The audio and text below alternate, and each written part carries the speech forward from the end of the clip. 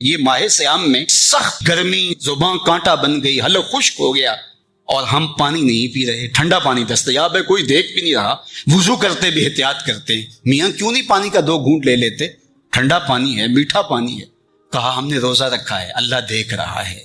ماہ سیام میں ہم پانی نہیں لیتے، اس لیے ہمیں یہ یقین ہوتا ہے تنہائی میں بھی اللہ دیکھ رہا ہے۔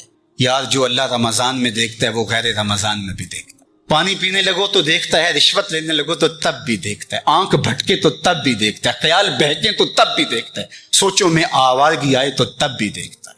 یہ یقین تمہارے ساتھ اگر جڑ جائے کہ تمہارا رب تمہیں دیکھ رہا ہے تو پھر گناہ کرنا مشکل کیا ناممکن ہو جائے۔ ان اللہ خبیر بما تعملون، اور جو تم کرتے ہو تمہارا رب اس سے باخبر ہے۔ مت سمجھنا کہ وہ دیکھ نہیں رہا، تم کو چھٹی دے رکھی ہے تو اس کا یہ مطلب نہیں ہے کہ تم اس کی پہنچ سے باہر ہو یا اس کی نگاہوں میں نہیں ہو۔ تمہارے ایک ایک لمحے کو وہ دیکھ رہا ہے، ایک ایک ساعت کو ملاحظہ کر رہا ہے۔ بند کمرے ہوں یا مخفی غاریں، تم جہاں بھی داد عیش دو تمہارا رب تمہیں دیکھ رہا ہے۔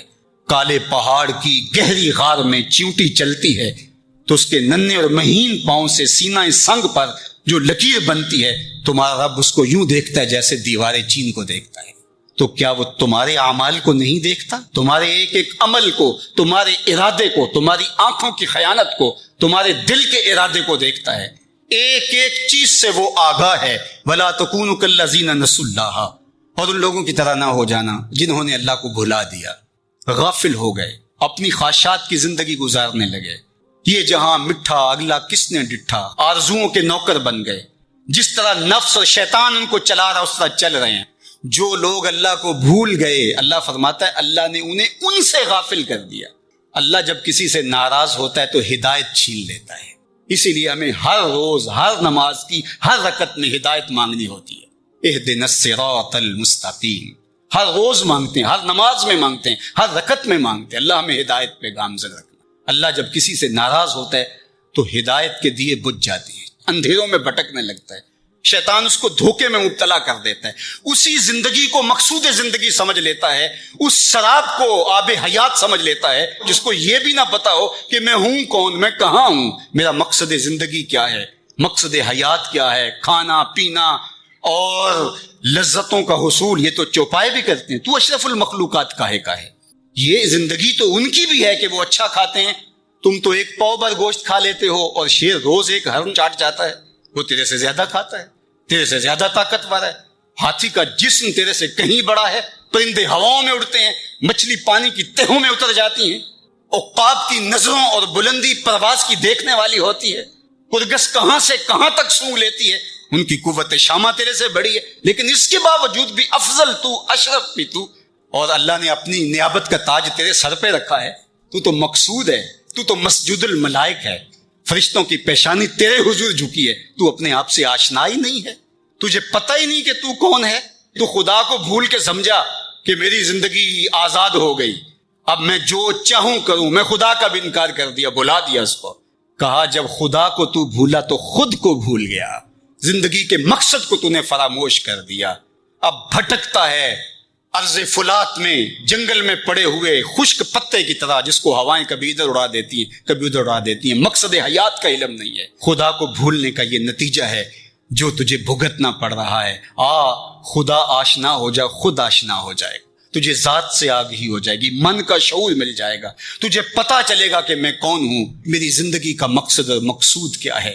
تو اگر تو ایسا نہیں کرے گا تو اللہ تجھے تیرے سے بے خبر کر، تیری ٹانگیں نہیں توڑ دی جائیں گی، تیرا رزق نہیں چھین لیا جائے گا، تیری آنکھوں سے روشنی نہیں اچکی جائے گی، تیرے کانوں کی سماعت نہیں کھینچ لی جائے گی، یہ سب کچھ ہوگا لیکن مقصد زندگی نہیں۔ تو کہا اس قرآن سے جڑ جاؤ، اپنی زندگی کو مالک کے سپرد کر دو اور ایک ایک لمحہ مالک کی چوکھٹ پہ گزار دو۔ یہ اللہ کی رحمتوں کا موسم بہار ہے اور اہل ایمان کے لیے کرم نوازیوں، رحمات، برکات اور انوار کا لوٹ سے میلہ ہے، جس میں گناہ گاروں کی بخشش و مغفرت کا ساماں ہوتا ہے، اور اللہ ماہ سیام کی ہر شب کو گناہ گار جہنم کی آگ سے آزاد فرماتا ہے۔ یہ بابرکت مہینہ اپنے دامن میں اتنی برکتیں لیے ہوئے جلوہ گر ہوتا ہے کہ رسول کریم صلی اللہ علیہ وآلہ وسلم نے ارشاد فرمایا، اگر لوگوں کو پتہ چل جائے کہ رمضان میں کیا ہے تو وہ آرزو کریں کہ پورا سال ہی رمضان رہے۔ اتنی برکتیں اور اتنی رحمتیں اللہ نے اس مبارک مہینے کے دامن میں ڈال دی ہیں۔ میں نے جو آپ کے سامنے آیت کریمہ تلاوت کی ہے اس میں بھی اس مفہوم کو بیان فرمایا گیا کہ اے ایمان والو، تمہارے اوپر روزے فرض کیے گئے ہیں جس طرح تم سے پہلوں پہ فرض کیے گئے تھے۔ یا ایھا الذین آمنوا کتب علیکم الصیام کما کتب علی الذین من قبلکم۔ کیوں فرض کیے گئے؟ وجہ کیا ہے؟ لعلکم تتقون، تاکہ تم متقی بن جاؤ، تم پرہیزگار بن جاؤ۔ تو روزے کی فرضیت کا نتیجہ تقوی کا حاصل ہونا ہے، اتقاء کی دولت کا نصیب ہونا ہے۔ تو اس آیت کریمہ میں 3 چیزیں بیان کی گئی۔ سب سے پہلی، پرانی جتنی بھی کتابیں ہیں، اناجیل ہیں، تورات ہے، اس میں روزہ داروں کی تعریف موجود ہے۔ اور حضور علیہ السلام جب اس دنیا پہ تشریف فرما ہوئے تو آقا کریم روزے کی فرضیت سے پہلے بھی روزے رکھتے تھے۔ ویسے روزہ سن 2 ہجری کو فرض ہوا ہے، شعبان المعظم کے مہینے میں، لیکن اس سے قبل بھی ایام 20 کے حضور روزے رکھتے تھے، اور اس کے علاوہ بھی مختلف ایام میں اللہ کے محبوب روزے رکھتے تھے۔ روزے کی فرضیت کے بعد حضور علیہ السلام کی زندگی میں کل 9 رمضان آئے ہیں، جس میں 7 29 کے تھے اور 2 30 کے تھے۔ یہ بات ذہن میں رکھیے گا کہ روزے 29 ہوں، ثواب پھر بھی 30 کا ہی دیا جاتا ہے۔ تو زیادہ تر جو رمضان المبارک کے مہینے ہوتے ہیں وہ 29 کے ہوتے ہیں، 30 کے کم ہوتے ہیں۔ حضور کی زندگی میں 9 میں سے 7 جو ہیں وہ 29 کے ہوئے ہیں اور 2 30 کے ہوئے، تو ثواب پورے 30 کا ہی ہے۔ بعض لوگوں کو زیادہ ہی مسئلہ ہوتا ہے، 29 ہو جائیں تو یہ اللہ کا کرم ہے کہ روزہ رکھنا بھی نہیں پڑا اور 30ویں کا ثواب بھی مل گیا، لیکن وہ شور مچا دیتے ہیں کہ یہ روزہ کھا گئے ہیں۔ میرا نہیں خیال کہ کسی کو اپنے ذمے اتنی بڑی امت کا بوجھ لینے کی پریشانی ہو اور وہ خام خواہ ایک روزے کے لیے پوری امت کا بوجھ اپنے کندھوں پہ ڈال لے۔ تو 29 روزے ہوں یا 30 ہوں، اللہ ثواب پورے 30 کا ہی عطا کرتا ہے۔ روزہ اللہ تعالی جل شانہ کی رضا اور اس کی محبت کے حصول کا ذریعہ ہے، اور اس کا عملی نتیجہ جو اس آیت کریمہ میں بیان کیا گیا وہ تقوی ہے۔ لعلکم تتقون، روزہ اس لیے فرض کیا گیا کہ تمہیں تقوی نصیب ہو جائے، اتقاء کی دولت نصیب۔ اب سوال یہ ہے، کیا تقوی بھوک اور پیاس سے حاصل ہوتا ہے؟ پیاس کاٹنے سے، بھوک کاٹنے سے کیا تقوی نصیب ہو جاتا ہے؟ صبح سے لے کر شام تک روزہ رکھنے کی تلقین کی گئی۔ یہاں ناروے میں اور مختلف ممالک کے اندر 20 گھنٹے کا روزہ ہے، اور ہمارے بھی یہاں 16-17 گھنٹے مسلسل شدت کی گرمی میں بھوک اور پیاس کاٹنا ہوتی ہے۔ اتنا طویل دورانیہ جو بھوک اور پیاس کاٹی ہے، اس کا مقصد رزق بچانا نہیں ہے، بلکہ وَيُزَادُ فِيهِ رِزْقُ الْمُؤْمِنِ، ماہ سیام میں مومن کا رزق بڑھ جاتا ہے۔ آپ اپنا بجٹ دیکھ لیجئے، باقی مہینوں کی نسبت ماہ سیام میں آپ کے اخراجات زیادہ ہوتے ہیں اور کشادگی ہوتی ہے۔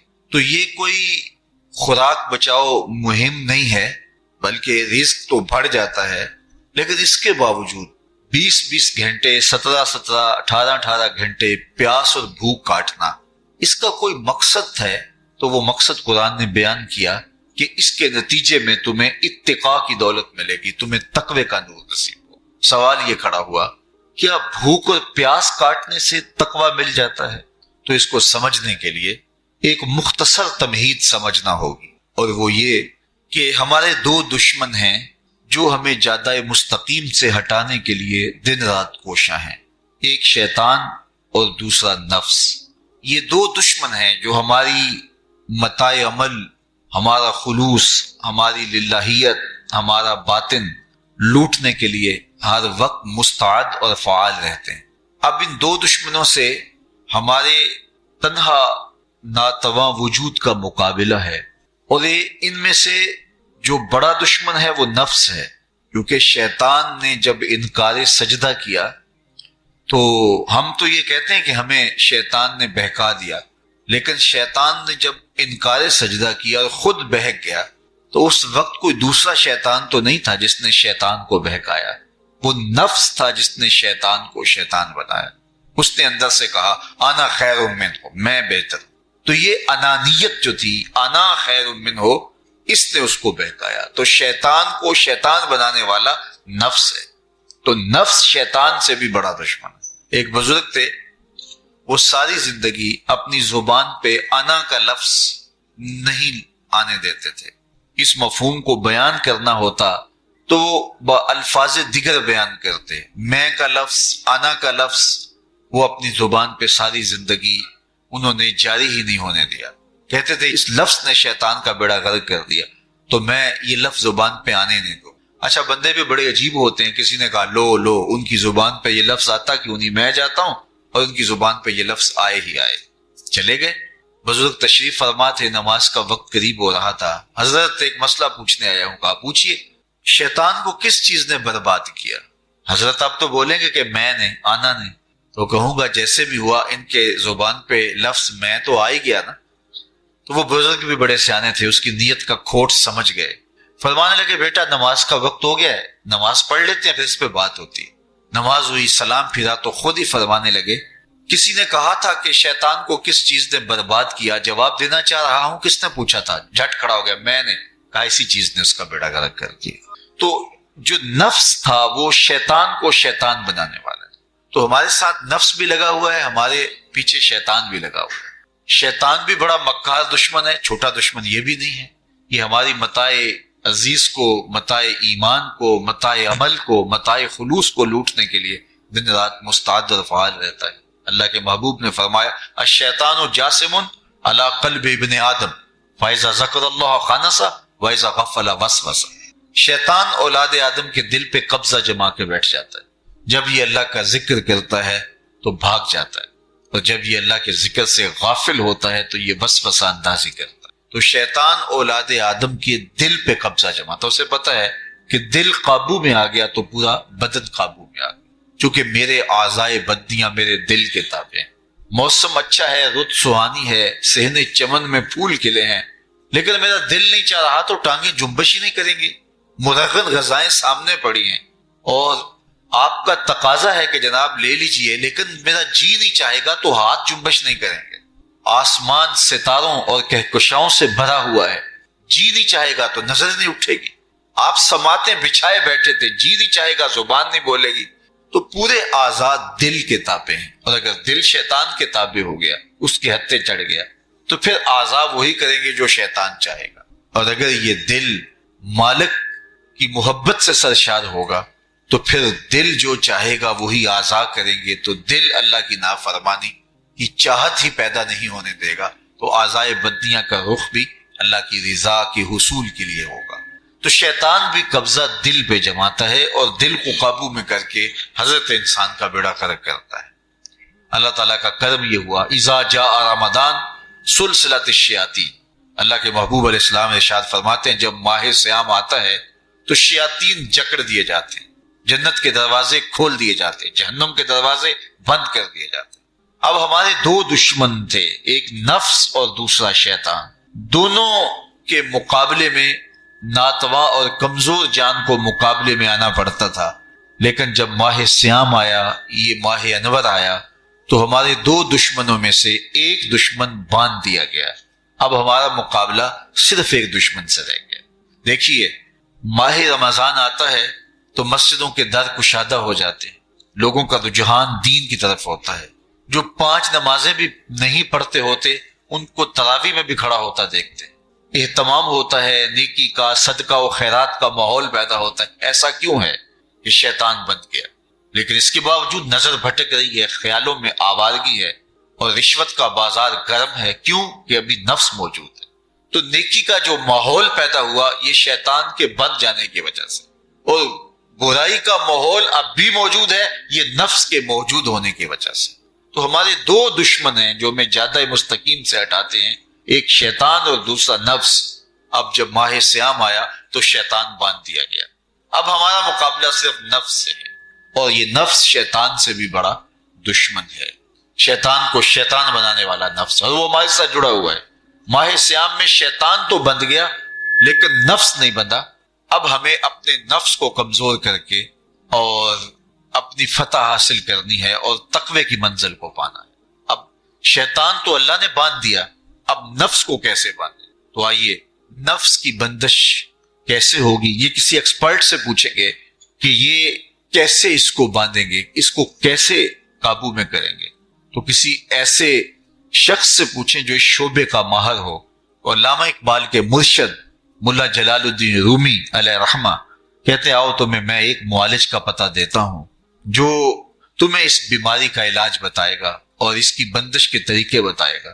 شیخ رومی علیہ رحمہ فرماتے ہیں، ہفت شہر عشق را اتار گشت ما ہنوز اندر خم یک پوچام۔ عشق کے ساتوں شہر شیخ فرید الدین اتار گھوم چکے ہیں، اور میرے جیسا شخص عشق کے پہلے شہر کی پہلی گلی کے کونے پہ کھڑا ہے۔ اب اندازہ کیے کہ جن کا پتہ حضرت ملا جلال الدین رومی دے رہے ہیں وہ کس بلند مرتبے پہ فائز المرام ہے۔ فرمایا کہ وہ عشق کے ساتوں شہر گھوم چکے ہیں اور میں پہلے شہر کی پہلی گلی کی نکر پہ کھڑا ہوں۔ اب شیخ فرید الدین علیہ رحمہ سے پوچھئے کہ شیطان تو بند گیا، اب نفس کا وبال ہمارے اوپر پڑ رہا ہے اور ہم اس کے باوجود ماہ سیام کے اندر گناہوں میں منہمک ہیں، تو ہمیں بتایا جائے کہ اس نفس کا علاج کیسے کیا جائے۔ ہمیں آپ کا پتہ بتایا گیا ہے۔ تو شیخ فرید الدین اتار بولے، نفس نتواں کشت الا باسے چیز بات و گوئم یاد گیرش اے عزیر۔ نفس نہیں مرتا، لیکن اگر تین اسلحے تیرے پاس ہوں تو یہ ٹھہر بھی نہیں سکتا۔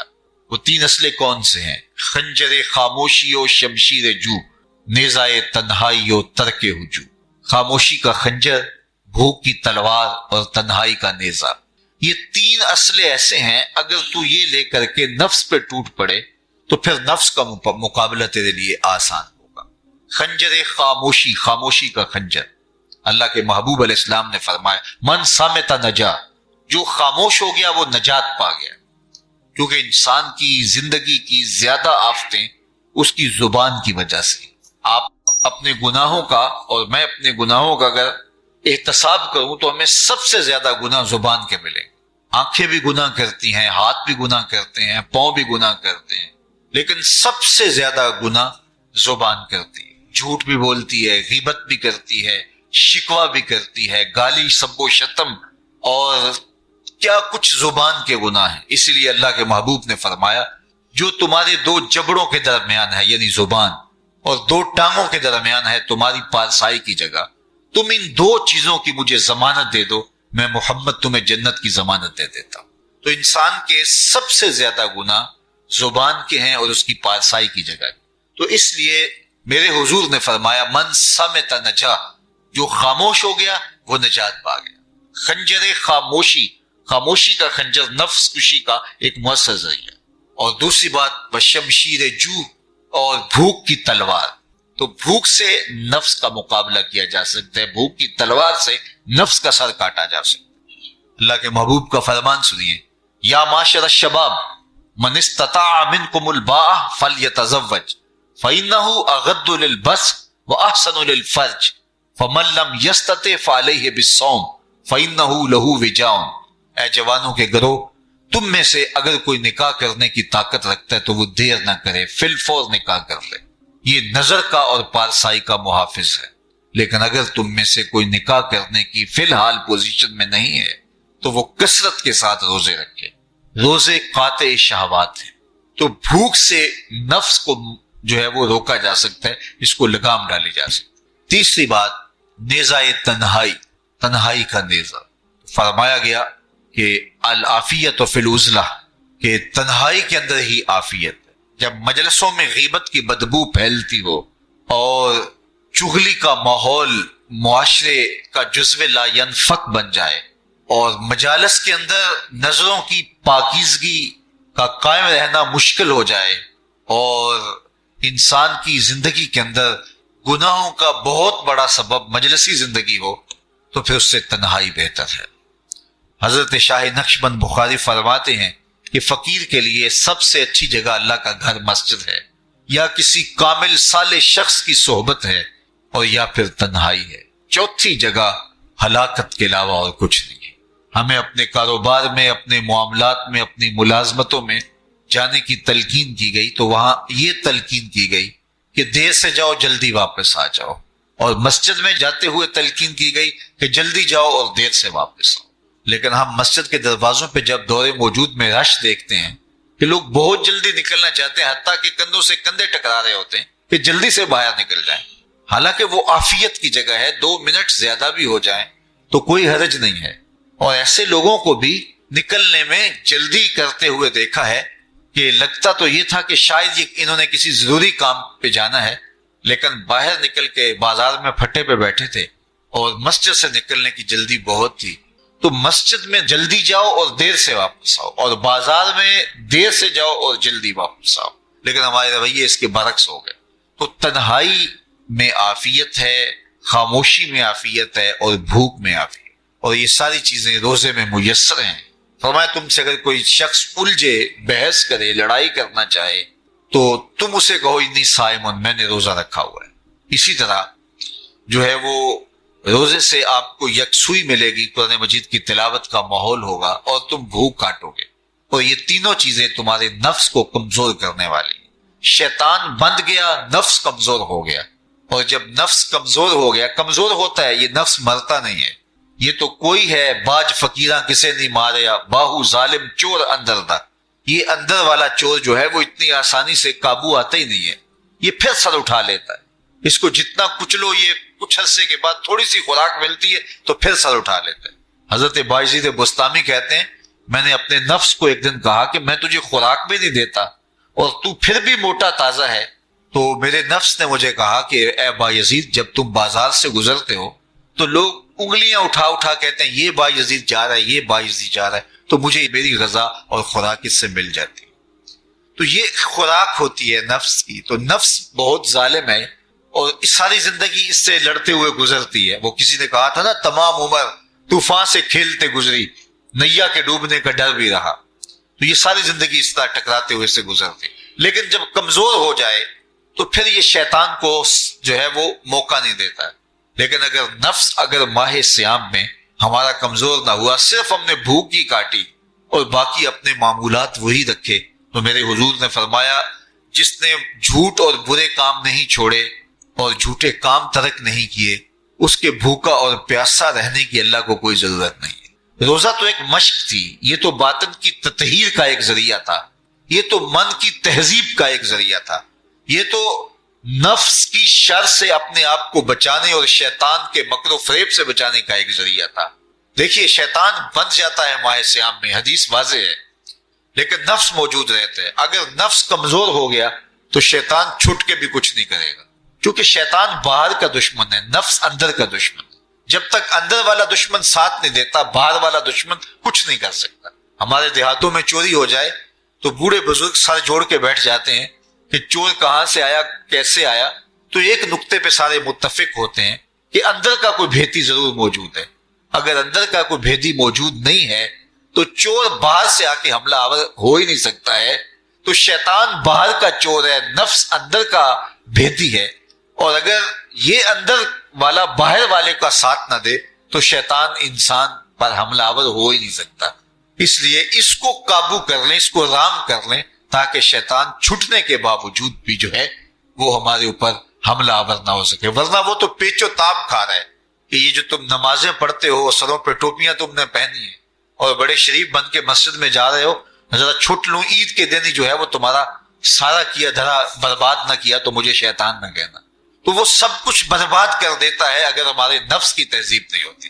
تو یہ اللہ نے ایک ہمیں موقع دیا ہے، پورا ایک مہینہ ہے، ایک ورکشاپ ہے باطن کی تطہیر کے لیے، اور ایک اندر کی پاکیزگی کے لیے ہمیں ایک موقع فراہم کیا گیا ہے، اور اس سے ہم بھرپور فائدہ حاصل کریں۔ قرآن مجید کی کثرت کے ساتھ تلاوت، صلاۃ التراویح میں شمولیت، اور خاموشی کا اختیار کرنا، اور جو ہے وہ اللہ کے ذکر فکر کی طرف متوجہ رہنا اور بھوک کاٹنا، اس کا عملی نتیجہ یہ ہوگا کہ اتقاء کی دولت نصیب۔ دیکھیے ماہ صیام میں ہمیں ان کاموں سے بھی روک دیا گیا جو کہ کام جائز تھے، کھانا پینا اور جو ہے وہ اپنی منکوحہ سے جنسی تعلق، یہ تو وہ امور تھے کہ جو جائز تھے، مشروع تھے، لیکن اوقات روزہ میں ان جائز کاموں سے بھی ہمیں روک دیا گیا۔ اس فلسفے کو ہمیں سمجھنا ہوگا کہ جو کام شریعت میں جائز تھے، مشروع تھے، روزہ ان سے بھی رک جانے کا نام ہے، اور جو چیزیں شریعت میں جائز ہی نہیں ہیں، جھوٹ بولنا ہے، غیبت کرنا ہے، بد نگاہی ہے اور دیگر برے اعمال ہیں، تو یہ چیزیں تو روزہ نہ بھی ہو پھر بھی ناجائز ہیں۔ تو جو چیزیں جائز تھی روزے میں ان سے بھی منع کر دیا گیا، اور جو چیزیں ناجائز ہیں تو اگر کوئی شخص ان چیزوں سے نہیں رکتا تو پھر اس نے روزہ کیا رکھا؟ ایک بندہ بھوک کاٹتا ہے لیکن جھوٹ بولتا ہے، ایک بندہ پیاس کاٹتا ہے لیکن غیبت کرتا ہے، ایک بندہ صبح سے شام تک نہ کچھ کھاتا ہے نہ کچھ پیتا ہے لیکن رشوت لیتا ہے، پھر مجھے بتائیے اس نے روزہ کیا رکھا؟ روزہ تو ایک مشق تھی کہ جو چیزیں جائز تھی ان سے بھی منع کر دیا گیا، ان سے بھی روک دیا گیا، اور جو ناجائز تھی وہ تو پہلے ہی ناجائز تھی، روزے کے بغیر بھی ناجائز تھی۔ تو اس لیے روزہ ایک مشق ہے